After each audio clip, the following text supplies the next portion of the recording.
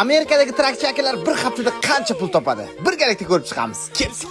Bismillah deb traktorchiga chiqib olamiz. Ichi bir xonali uyga o'xshaydi. Yo'q narsaning o'zi yo'q.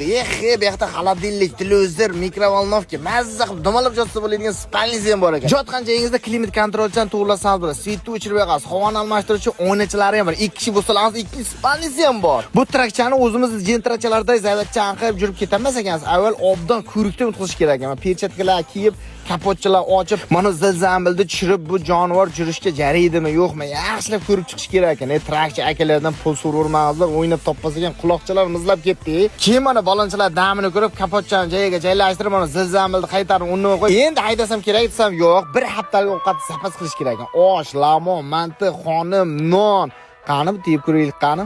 O'zimizda ovqatlar zo'rda. Pizza xohlovchilar New Yorkda sariq bola pizzamiz ham bor. Xullas suvchilarda ham zapas qilib bo'lgandan keyin mashincha zavat qilib, Amerikan ko'chalarida chachilib yotgan dollarlar tergani chiqib ketgansiz. Birdan Yokoham borasan masa, yo'q. Birinchi zapravkaga kirar ekanman. Zapravka gektar bo'lib jopti. Mana endi charchagan akalar uyquchasini berar ekan. Benzin narxini ko'rdingiz. Ichkariga kirsam, shopirlar uchun kiradigan joy, cho'miladigan joy, dush, oyna, ovqatlanadigan joy, yo'q narsaning o'zi yo'q. Yaxdan chiqib 2012-yildan beri AQSh bo'ylab ishonchli faoliyat yuritib kelayotgan Silk Road Transtrack kompaniyasiga keldi. Kompaniya Filadelfiya shahrida o'z ofisi, parking maydoni, servis bazasiga ega ekan. Akachan aytish bo'yicha hozirda bularda 50 ta ortiq traklar tinimsiz harakatda ekan. Haftalik grosslar 9 mingdan 12 ming dollargacha bo'lsa, company driverlar haftasiga 2,5 mingdan 4 minggacha, owner operatorlar 6 mingdan 9 ming dollargacha sof daromad qilishayotgan ekan. Yashadilangiz. Xullas, Amerikada trak haydab bir haftada taxminan shunchalar pul topsa bo'lar ekan. Kammi ko'pmi? Nima deysizlar? Kommentariya ochiq.